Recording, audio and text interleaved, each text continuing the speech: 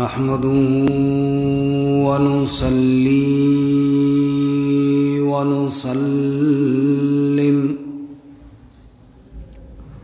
على رسوله الكريم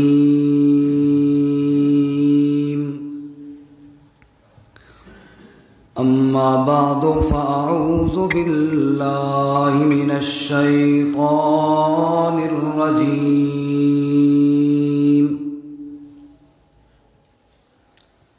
بسم الله الرحمن الرحيم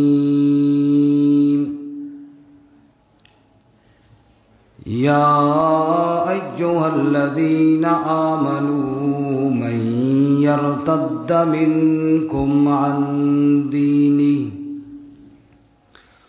فسوف يأتي الله بقوم يحبهم ويحبونه أذلة على المؤمنين أعزة على الكافرين يجاهدون في سبيل الله ولا يخافون لومة لائم ذلك فضل الله يؤتيه من يشاء والله واسع عليم سبحان ربك رب العزة عما يصفون وسلام على المرسلين والحمد لله رب العالمين اللهم صل على محمد وعلى آل محمد كما صليت على إبراهيم وعلى آل إبراهيم إنك حميد مجيد اللهم بارك على محمد وعلى آل محمد كما باركت على إبراهيم وعلى آل إبراهيم إنك حميد مجيد معين محمد قرين محمد صلى الله عليه وسلم معين محمد قرين محمد یسار محمد یمین محمد امان محمد امین محمد ابو بکر صدیق ہے دین محمد صلی اللہ علیہ وسلم۔ معزز سامعین، دوستوں اور بزرگوں اور بھائیوں، گزشتہ جمعۃ المبارک کی نشست میں خلیفہ بلا فصل افضل الصحابہ امیر المؤمنین حضرت سیدنا ابی بکر صدیق رضی اللہ تعالیٰ عنہ کی فضائل و مناقب میں سے کچھ باتیں آپ کی خدمت میں عرض کی تھیں۔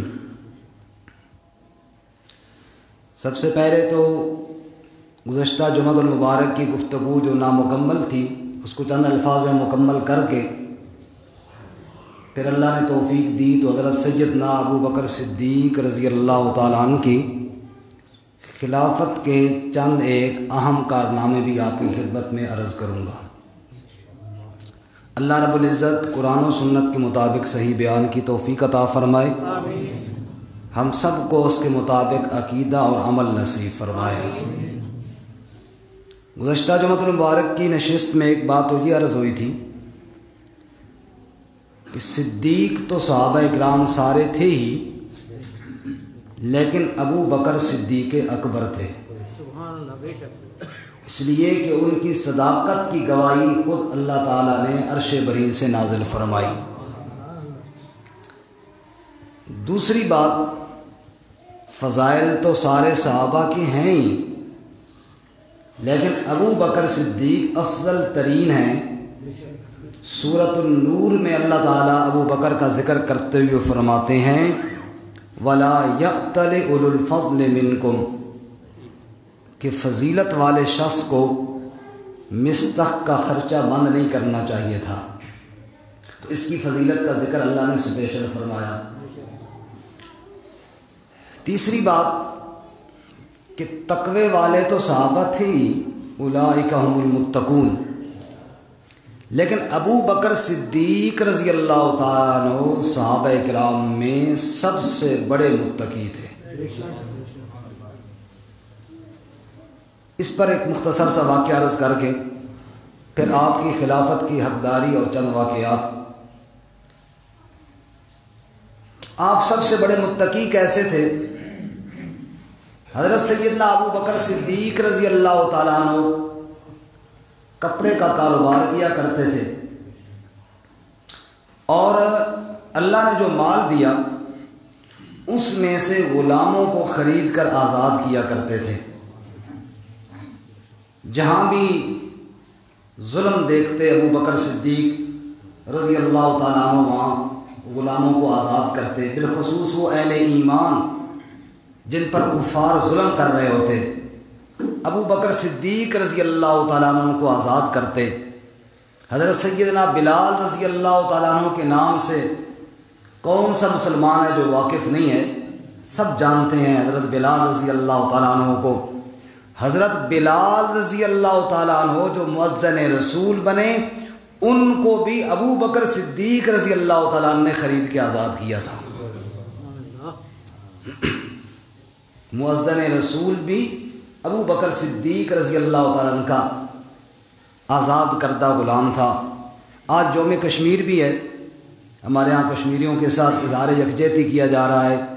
بالکل مسلمان سارے ایک جسم کی مانند ہیں، کرنا چاہیے، حت الغصہ آواز بھی اٹھانی چاہیے۔ کشمیریوں کے ساتھ جو ظلم ہو رہا ہے، اسی طرح کا ظلم مکہ کے ان مسلمانوں کے ساتھ ہو رہا تھا، اور یہ بڑی عجیب اتفاق ہے کہ آج ربیع الثانی کی 22 تاریخ ہے، جو وفات ہے سیدنا ابو بکر صدیق رضی اللہ تعالیٰ عنہ کا، یعنی جو آج کی تاریخ ہے یہ یوم وفات ہے سیدنا ابو بکر صدیق رضی اللہ تعالیٰ عنہ کا، اور آج جو 5 فروری ہے یہ یوم کشمیر ہے۔ دوسرے لفظوں میں اگر ان دونوں باتوں کو جوڑ کر یوں کہا جائے، کاش کشمیریوں آج کوئی ابو بکر کا غلام ہوتا تو اپنا مال سارا لٹا دیتا اور جسم پر بٹن کی جگہ پہ کانٹے لگا کے گزارا کر لیتا، لیکن اپنے مظلوم مسلمانوں کو بے یار و مددگار نہ چھوڑتا رضی اللہ تعالیٰ عنہ۔ باپ نے مشورہ دیا ابو بکر اس طرح تو سارا پیسہ ہی ختم ہو جائے گا، اگر غلام آزاد کرنے ہیں تو کم از کم ایسے غلام چن چن کے آزاد کر جو صحت مند ہوں، لڑائی کرنا بھی جانتے ہوں، کیونکہ عرب کے اندر لڑائیاں تو بہت زیادہ ہوتی ہیں۔ کل جب تیری کسی کے ساتھ لڑائی ہوگی، جن جن کو تو نے آزاد کیا ہوگا وہ سارے سپاہی بن کے تیرا لشکر بن جائے گا۔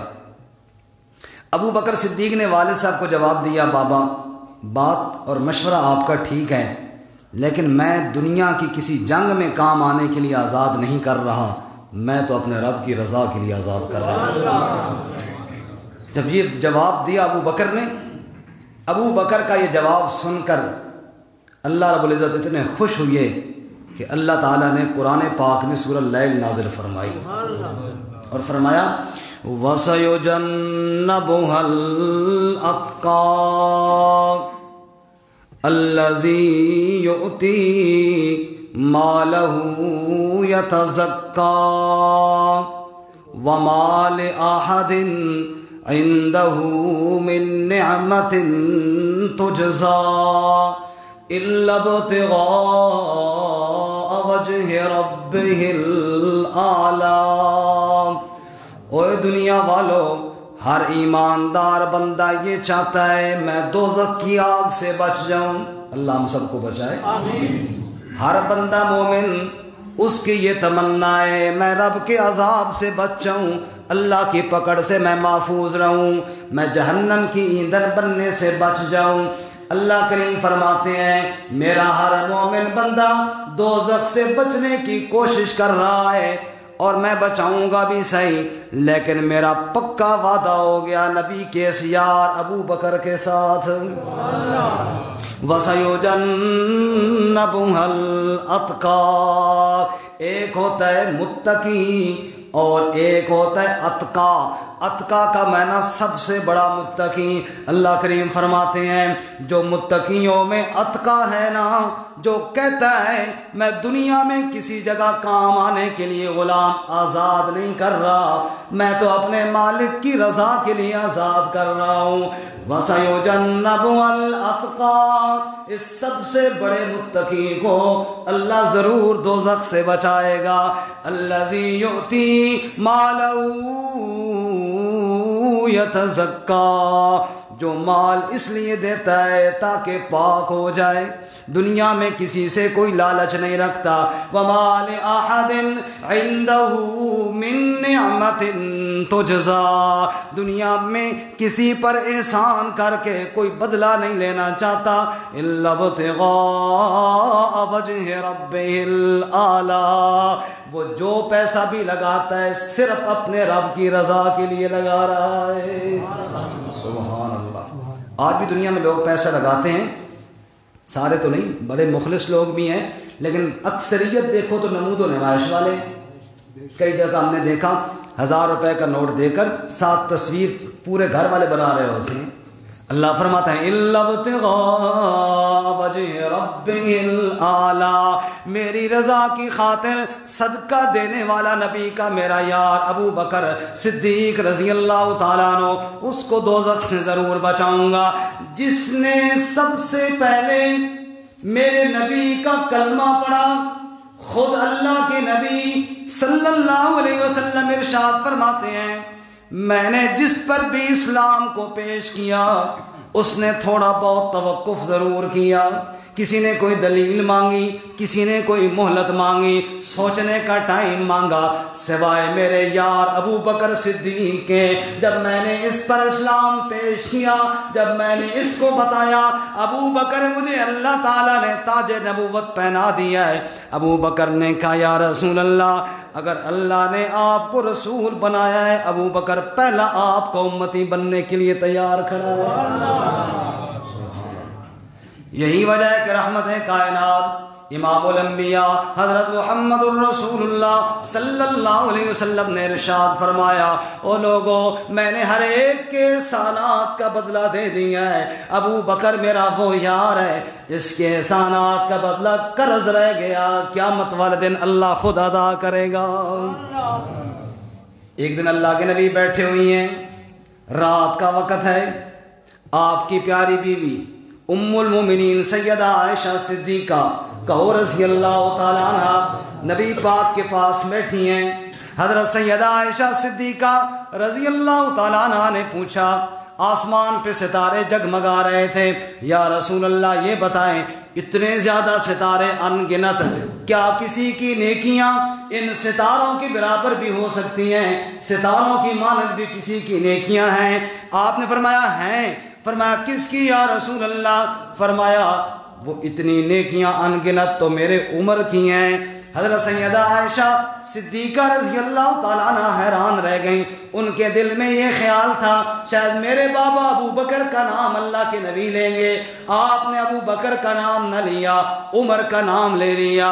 جب سیدہ عائشہ صدیقہ نے نبی پاک کی مقدس زبان سے ابو بکر کی بجائے عمر کا نام سنا، آپ حیران ہو کر سوال کرنے لگیں فَأَيْنَ حَسَنَاتُ أَبِي، میرے بابا کی نیکیوں کا کیا بنے گا، وہ کیسی ہیں یا رسول اللہ؟ نبی پاک نے مسکرا کر فرمایا عمر کی ساری زندگی کی نیکیاں تیرے بابا کی غار والی نیکیوں کا مقابلہ نہیں کر سکتی۔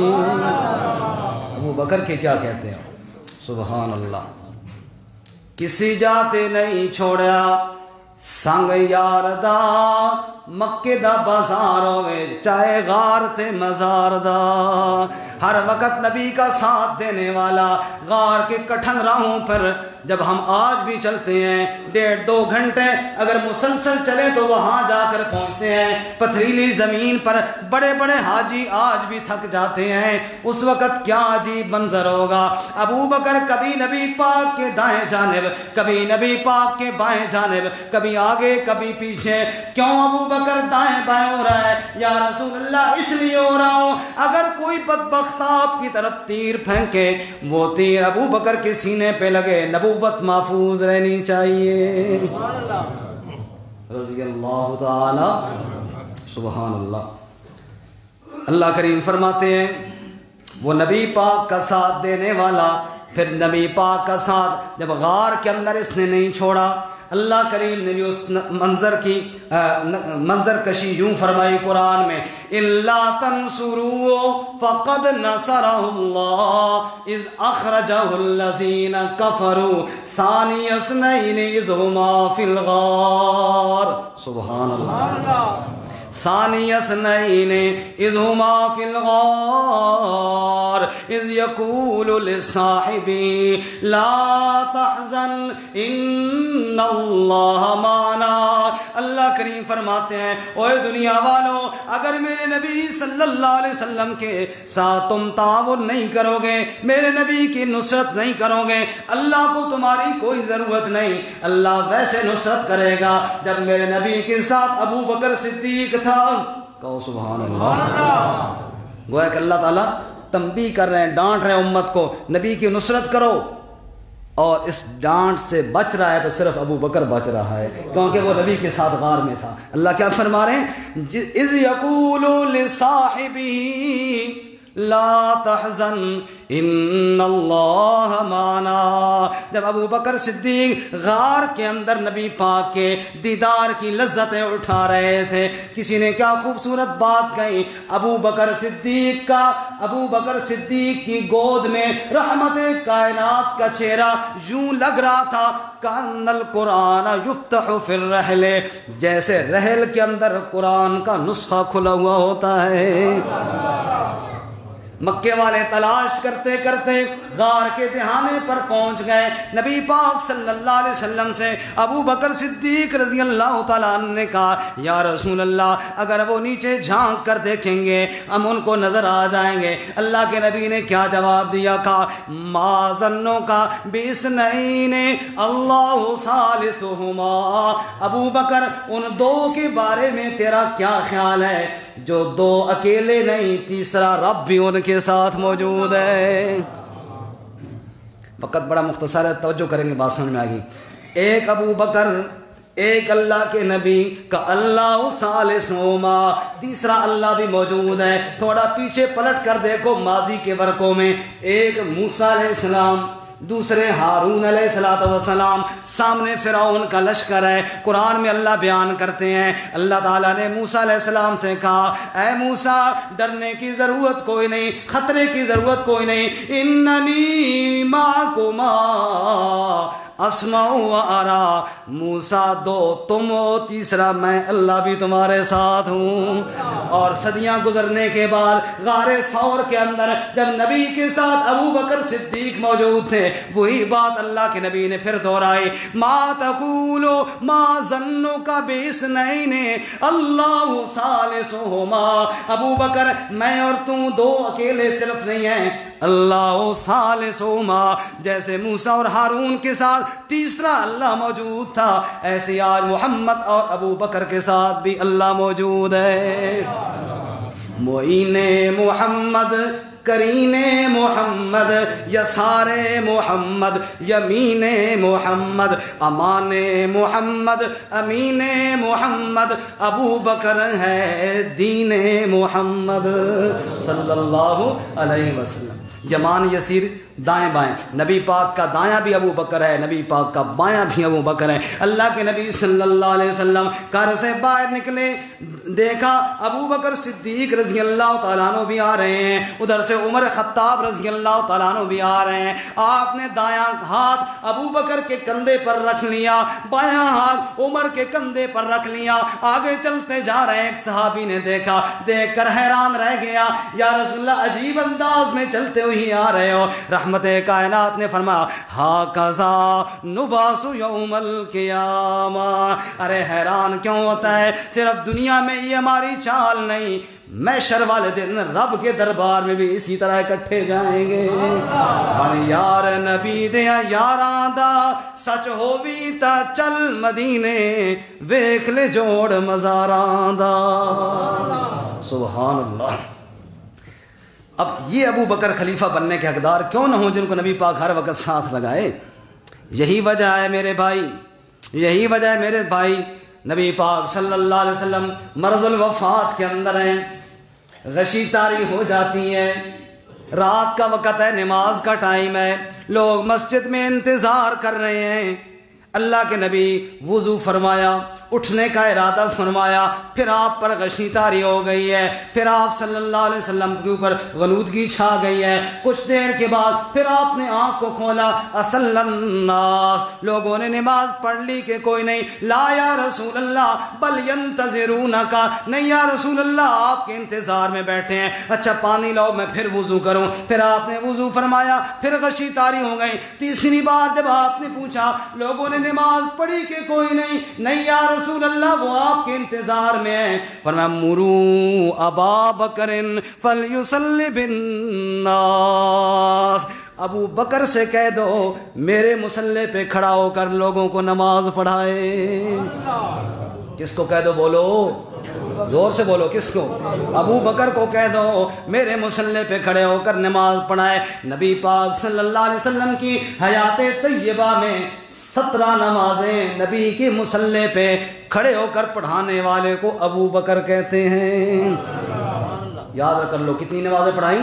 17 نمازیں نبی پاک صلی اللہ علیہ وسلم کی حیات طیبہ میں. اور ایک عجیب بات حدیث کی کتابوں میں, ایک دن نماز کا ٹائم ہوا تو ابو بکر تھوڑے لیٹ ہو گئے. حضرت بلال رضی اللہ تعالیٰ مکبر تھے, مؤذن بھی تھے, مکبر بھی تھے. تو حضرت بلال رضی اللہ تعالیٰ نے فرمایا نماز ہی پڑھانی ہے, چلو عمر سے کہا آپ پڑھا دیں. اقامت کی حضرت بلال رضی اللہ تعالیٰ عنہ نے, اور نماز شروع کی حضرت عمر رضی اللہ تعالیٰ عنہ نے. اور جو ہی عمر نے اللہ اکبر کہا, آپ کی آواز آپ صلی اللہ علیہ وسلم کے حجرے میں گئی. نبی صلی اللہ علیہ وسلم نے آواز سنی, اور آپ صلی اللہ علیہ وسلم نے وہیں سے ہاتھ سے بھی اشارہ فرمایا, زبان سے بھی فرمایا. آپ نے کہا لا یا اللہ ورسولہ الا ابا بکر, نہیں نہیں ہرگز نہیں, اللہ تعالیٰ بھی اور اللہ کا رسول بھی ابو بکر کے علاوہ کسی کو اجازت نہیں دے رہا. عمر کو پیچھے کرو, ابو بکر کو آگے کرو. معلوم ہوا اللہ کی منشا بھی یہی تھی, اللہ کے نبی کی منشا بھی یہ تھی کہ نبی کے مصلی پہ نبی کے بعد کون آنا چاہیے؟ بولو سارے بولو, کون آنا چاہیے؟ سبحان ابو بکر صدیق رضی اللہ. اور پھر جب مصلی پر آیا, مصلی کا حق بھی ادا کیا, خلافت کا حق بھی ادا کیا ابو بکر صدیق رضی اللہ تعالیٰ عنہ نے. بڑے بڑے فتنے کھڑے ہوئے اور فتنوں کی سرکوبی کی ابو بکر صدیق رضی اللہ تعالیٰ عنہ. بڑے کارنامے ہیں, وقت نہیں ہے, بس 2-4 منٹ رہ گئے, میں 2-4 کارنامے عرض کرتا ہوں. پہلا کارنامہ, رحمت کائنات امام الانبیاء حضرت محمد الرسول اللہ صلی اللہ علیہ وسلم کا سوموار والے دن جب وصال مقدس ہوا, آپ دنیا کو چھوڑ کر چلے گئے. سیدہ عائشہ صدیقہ نے اعلان کیا لو کانت الدنیا تدوم لواحد لکان رسول اللہ فیہا مخلدا. او دنیا والو, اس کائنات میں اگر کسی کو بقا ہوتی, رحمت کائنات امام الانبیاء صلی اللہ علیہ وسلم ہمیشہ رہتے. اور سیدہ فاطمہ الزہرا نبی پاک کی لخت جگر, آپ کی پیاری بیٹی نے کہا صبت علی مصائب لو انہا صبت علی الایام سرنا لیالیا. او دنیا والو, میرے بابا کی وفات کی وجہ سے میرے دل پر اتنا غم اور دکھ آیا ہے, یہ دکھ اگر دوپہر والے سورج پہ ڈال دیا جاتا, سرنا لیالیا, چمکنا بھول کر رات کے اندر سورج تبدیل ہو جاتا. غم کی کیفیت ہے اور ایسی افسردگی ہے. صحابہ کرام چپ چاپ بیٹھے ہوئے ہیں. حضرت علی رضی اللہ تعالیٰ عنہ فرماتے ہیں میری حالت یہ ہو گئی تھی گویا کہ جسم میں جان ہی نہیں رہی, اٹھنا چاہوں تو اٹھ نہ سکوں, بولنا چاہوں تو بول نہ سکوں. عثمان رضی اللہ تعالیٰ عنہ کہتے ہیں مجھے کئی لوگوں نے سلام کیا, میں جواب دینے کا سمجھ ہی نہ سکا کہ کیا کہنا ہے اور کیا نہیں. اتنے میں عمر رضی اللہ تعالیٰ عنہ ایک جذباتی آدمی تھے, وہ ان کی کیفیت یہ ہو گئی تلوار لے کر مسجد نبوی کے باہر کھڑے ہو گئے اور کہنے لگے من قال ان محمدن قد مات اقتلونکہ, جس بندے نے یہ کہہ دیا محمد کریم صلی اللہ علیہ وسلم وفات پا گئے ہیں میں گردن اڑا دوں گا. خبردار کوئی بندہ یہ بات نہ کہے. نبی پاک تو رب سے ملنے کے لیے اسی طرح گئے ہیں جس طرح طور پر موسیٰ علیہ السلام گئے تھے, ابھی ان قریب آپ واپس آ جائیں گے. ایسے جذبات بنے ہوئے ہیں سمجھ کوئی نہیں آ رہے. اتنے میں ابو بکر صدیق رضی اللہ تعالیٰ عنہ تشریف لائے, آ کر نبی پاک صلی اللہ علیہ وسلم کے حجرے میں جو ان کی بیٹی عائشہ صدیقہ کا حجرہ تھا وہاں تشریف لے گئے. آپ کے اوپر چادر دی ہوئی ہے, چادر اٹھائی, نبی پاک کی پیشانی پہ بوسہ دیا اور بڑا تاریخی جملہ ابو بکر نے کہا طبت حیا و میتا, یا رسول اللہ موت بڑے بڑے حسینوں کا حسن چھین لیتی ہے, خدا کی قسم موت آپ کا کچھ نہیں بگاڑ سکی, آپ جیسے موت سے پہلے حسین تھے آج بھی اسی طرح حسین ہیں. سبحان اللہ. اب مسجد کی طرف گئے, عمر تلوار لے کر کھڑے ہوئی ہیں اور غصے کے ساتھ کانپ رہے ہیں, خبردار اگر کوئی بندہ بات کرے گا میں گردن اڑا دوں گا. نبی پاک صلی اللہ علیہ وسلم کی محبت میں ایسے عمر کی حالت ہو گئی ہے سمجھ کچھ نہیں آتی کیا کروں. ابو بکر عمر کے پاس گئے, کالا رسلک یا عمر, حوصلہ کرے عمر, اپنے آپ کو سنبھالے عمر. عمر نے کوئی جواب نہ دیا. ابو بکر سمجھ گئے کہ عمر میری بات سمجھنے سے قاصر ہے. چپ کر کے ابو بکر نے عمر کو ادھر ہی چھوڑا. نبی پاک کے منبر پر جلوہ افروز ہو گئے. صحابہ عمر کو چھوڑ کر ابو بکر کے گرد جمع ہو گئے, منبر کے آس پاس جمع ہو گئے. اور ابو بکر صدیق نے پہلا کام جو کیا کیا فرمایا, من کان منکم یعبد محمدا فإن محمدا قد مات ومن کان منکم یعبد اللہ فإن اللہ حی لا یموت. او صحابہ اکرام, او نبی کے شاگردوں, او نبی کے وفاداروں, محبت نبی میں سب کچھ لٹا دینے والوں, نبی کی خاطر ہوش کھو بیٹھنے والوں, نبی کی خاطر اپنے آپ سے باہر ہو جانے والوں, من کان منکم یعبد محمدا فإن محمدا قد مات. سنبھالو اپنے آپ کو. ہم نے نبی پاک کو اللہ کا رسول مانا ہے, نہ ان کو رب مانا ہے نہ ان کو معبود مانا ہے. من کان منکم یعبد محمدا, اگر کوئی شخص محمد کریم صلی اللہ علیہ وسلم کو معبود سمجھتا تھا فإن محمدا قد مات, آج اس کا معبود تو دنیا سے چلا گیا ہے. ومن کان منکم یعبد اللہ, جو تم میں سے رب کی عبادت کرتا تھا فإن اللہ حی لا یموت, اللہ تو زندہ ہے موت سے پاک ہے. پھر آیت قرآن کی پڑھی, ما محمد الا رسول قد خلت من قبل الرسل افئن مات او قتل انقلبتم علی اعقابکم. محمد کریم صلی اللہ علیہ وسلم معبود نہیں, اللہ کے رسول تھے, اللہ کے رسول ہیں. افئن مات او قتل انقلبتم علی اعقابکم, کیا اگر آپ پر موت آ جائے تم دین چھوڑ دو گے, تم دین سے پھر جاؤ گے. یہ آیتیں پڑھتے جا رہے ہیں اور صحابہ کرام کو گویا کہ سمجھاتے جا رہے ہیں اپنے آپ کو سنبھالو, اپنے آپ کو سنبھالو. ادھر ابو بکر قرآن کی آیتیں پڑھ رہے ہیں, ادھر عمر کہتے ہیں میرے وجود میں سے ساری طاقت ختم ہونا شروع ہو گئی, مجھے یوں محسوس ہوا یہ آیتیں اب اتر رہی ہیں نبی پاک کی وفات کی غم کی وجہ سے. اللہ کی قسم مجھے یہ ساری آیتیں بھول گئی تھیں. ابو بکر آیتیں پڑھتے جا رہے ہیں, میرے ہاتھ پہ لرزہ طاری ہونا شروع ہو گیا, حتیٰ کہ عمر کہتے ہیں اللہ رحم فرمائے ابو بکر پر, اس نے مجھے بات سمجھائی, میرے ہاتھ سے تلوار گری. صحابہ کہتے ہیں ہم نے دیکھا یہ اسلام کا شیر عمر گھٹنوں کے بل گھسٹتا ہوا عمر چلتے چلتے ابو بکر کے پاس آ کر بیٹھ گیا اور آ کر کہنے لگا عارف عالم ان محمدن قد مات، اب مجھے سمجھ آئی اللہ کے نبی ہمیں چھوڑ کر چلے گئے۔ نبی پاک صلی اللہ علیہ وسلم کی وفات کے وقت امت کو سنبھالنے والے کو لوگوں ابو بکر کہا جاتا ہے۔ اور پھر جب آپ کی قبر کی باری آئی، کوئی کہتا بقیع میں لگاؤ، کوئی کہتا کہاں لگاؤ، کوئی کہتا کہاں لگاؤ، ابو بکر ہی تھے جنہوں نے کہا ٹھہر جاؤ، میں نے خود اللہ کے نبی صلی اللہ علیہ وسلم سے سنا، آپ نے فرمایا تھا نبی کو کسی اور جگہ پر منتقل نہیں کیا جاتا، جہاں نبی کی وفات ہوتی ہے اسی جگہ پر نبی کی قبر لگائی جاتی ہے، لہذا نبی کی قبر باہر نہیں، نبی کی قبر آپ کے حجرے کے اندر لگائی جائے گی۔ اس کا فیصلہ بھی کرنے والے کو ابو بکر کہتے ہیں۔ ادھر ابو بکر خلافت کے منصب پر فائز ہوئے، لوگوں نے اسلام سے پھرنا شروع کر دیا، کوئی زکوٰۃ کا منکر بن گیا، کوئی جناب ختم نبوت کا انکار کرنے والا سامنے آ گیا۔ اتنے میں لوگوں نے کہا وہ اسامہ رضی اللہ تعالیٰ عنہ، رضی اللہ تعالیٰ، اسامہ نبی پاک کو بڑے پیارے تھے کیونکہ ام ایمن کے بیٹے تھے، اور جب نبی پاک کی والدہ آمنہ وفات پائی تھی نا، ام ایمن نبی پاک کو لے کر مکہ آئی تھی، اس لیے نبی پاک کو بڑے پیارے تھے۔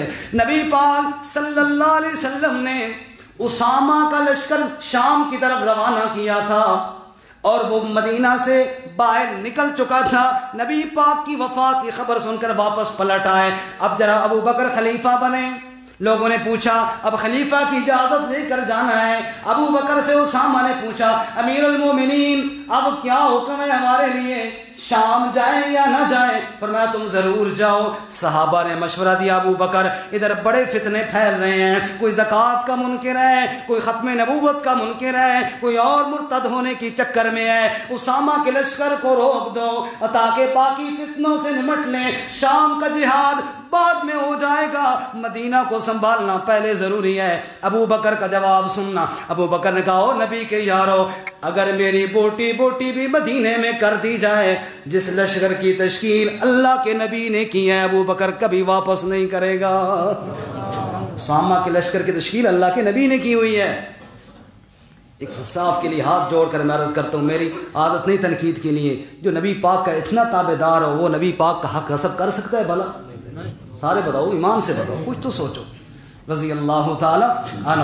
ادھر جناب منکرین زکوٰۃ کے خلاف جہاد کا اعلان کر دیا، لوگوں نے کہا یا امیر المومنین اے ابو بکر، ادھر ختم نبوت کے منکروں کے خلاف بھی جہاد، ادھر مرتدوں کے خلاف بھی جہاد، اور ادھر زکوٰۃ کے منکروں کے خلاف بھی جہاد۔ اسامہ کا لشکر شام بھیج دیا، اتنے محاذ آپ نے کھول دیے، بڑی مشکل ہو جائے گی۔ ابو بکر فی الحال زکوٰۃ کے منکروں کو رہنے دو، نماز تو پڑھتے ہیں نا، حج بھی مانتے ہیں نا، باقی ساری شریعت تو مانتے ہیں نا، ایک چیز کا انکار کیا ہے، فی الحال ان کو رہنے دو، باقی فتنوں سے نمٹ لیں۔ حتیٰ کہ امیر المومنین خلیفہ ثانی عمر فاروق رضی اللہ تعالیٰ عنہ جیسا شعر بھی کہنے لگا ابو بکر فی الحال زکوٰۃ کے منکروں کے ساتھ لڑائی نہ لڑو۔ ابو بکر نے عمر کو کیا جواب دیا؟ کہا اے عمر، اسلام سے پہلے بڑے جرت مند سمجھے جاتے تھے، اسلام کے بعد کیوں بزدل ہو گئے ہو؟ اَيُنْكَسُ الدِّينُ وَأَنَا حَيٌّ۔ کاش آپ کو عربی سمجھ آتی، اس جملے کی گہرائی میں ذرا توجہ کے ساتھ سننا۔ ابو بکر نے کیا فرمایا؟ اَيُنْكَسُ الدِّينُ وَأَنَا حَيٌّ، عمر ہٹ جا میرے راستے سے، نبی کا دین نقصان میں ہو اور میں زندہ رہوں۔ اَيُنْكَسُ الدِّينُ وَأَنَا حَيٌّ، نبی کے دین میں کمی کی جائے اور میں زندہ رہوں۔ اللہ کی قسم، اگر نبی پاک صلی اللہ علیہ وسلم کی زندگی میں جو بندہ اونٹ زکوٰۃ میں دیا کرتا تھا، آج اگر وہ اونٹ دے اور رسی نہ دے، ابو بکر تنہا ان کے خلاف لڑنے کے لیے جائے گا۔ کوئی میرے ساتھ آئے تو آئے، نہ آئے تو نہ آئے، میں اکیلا زکوٰۃ کے منکروں کے ساتھ لڑنے کے لیے جاؤں گا۔ یہ کہا تلوار لی، گھوڑے کی لگام پکڑی اور کہا کوئی نہ آئے میں اکیلا چاہ رہا ہوں۔ عمر بھاگ کر گئے، آگے لگام کو پکڑ کر امیر المومنین رک جائیے ہم آپ کے ساتھ ہیں، وہ تو صرف ہماری رائے تھی، وہ تو ہمارا مشورہ تھا۔ کہا نہیں نہیں عمر یار، نبی کے دین میں کمی ابو بکر برداشت نہیں کر سکتا۔ ادھر مسلمہ کذاب جس نے نبی پاک صلی اللہ علیہ وسلم کی زندگی میں ختم نبوت پہ ڈاکہ ڈالا تھا، اس کی طرف حضرت ابو بکر صدیق نے لشکر روانہ کیا۔ ادھر ختم نبوت کے منکروں سے جہاد ہو رہا ہے، ادھر کچھ لوگ جو مرتد ہو گئے ان کے خلاف جہاد کیا جا رہا ہے۔ اور آخری بات عرض کروں، اللہ کریم نے قرآن میں ایک آیت پہلے نازل فرمائی تھی، یا ایھا الذین آمنوا، مفسرین فرماتے ہیں اس آیت پر عمل کیا ابو بکر صدیق نے رضی اللہ تعالی۔ توجہ کرنا، آیت سننا، یا ایھا الذین آمنوا من یرتد منکم عن دینی فسوف یأتی اللہ بقوم یحبهم ویحبونہ اذلۃ علی المؤمنین اعزۃ علی الکافرین۔ اے ایمان والو، اگر کوئی بدنصیب، اگر کوئی بدبخت دین سے مرتد ہو جائے، اگر کوئی لعین دین سے پھر جائے، فسوف یأتی اللہ بقوم، اللہ ان کے مقابلے میں ایک ایسی قوم کو لے کر آئے گا، یحبهم ویحبونہ، اللہ ان سے محبت کرے گا، وہ رب سے محبت کریں گے۔ اور یہ اللہ کس کو لے کر آیا؟ ابو بکر صدیق کو لے کر آیا۔ اور ابو بکر کی صدیق کی امارت اور قیادت میں جن لوگوں نے مرتدوں کے خلاف جہاد کیا، گویا کہ قرآن پہلے بتا کر گیا تھا یحبہم ویحبونہ، رب ان سے محبت کرے گا اور وہ رب سے محبت کریں گے۔ اور آگے اللہ فرماتے ہیں اذلۃ علی المؤمنین اعزۃ علی الکافرین، وہ ایسے لوگ ہوں گے ایمان والوں کے لیے بڑے نرم دل جیسے ابو بکر صدیق، اعزۃ علی الکافرین، کافروں پر بڑے سخت ہوں گے جیسے ابو بکر صدیق، جہاد سے ایک قدم پیچھے نہ ہٹے، یجاہدون فی سبیل اللہ، اللہ کی راہ میں جہاد کرتے ہوں گے، ولا یخافون فی اللہ ولا یخافون لومۃ لائم، رب کے معاملے میں کسی کی ملامت کی پرواہ نہ کرتے ہوں گے۔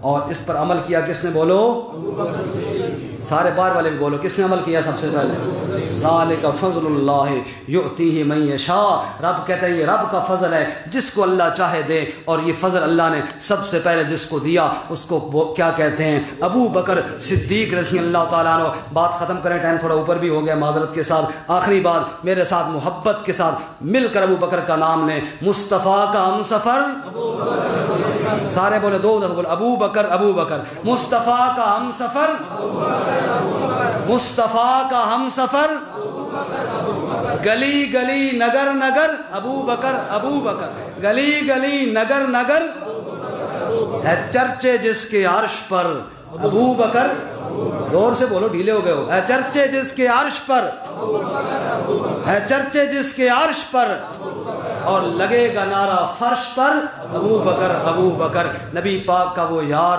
نبی پاک کے اوپر سب کچھ قربان کرنے والا آج بھی نبوت کے پہلو میں سو رہا ہے۔ اللہ تعالیٰ ہمیں ان کی جوتیوں میں اللہ ہمارا حشر فرمائے، اللہ ہمیں ان کے نقش قدم پہ چلنے کی توفیق عطا فرمائے۔ وآخر دعوانا ان الحمدللہ۔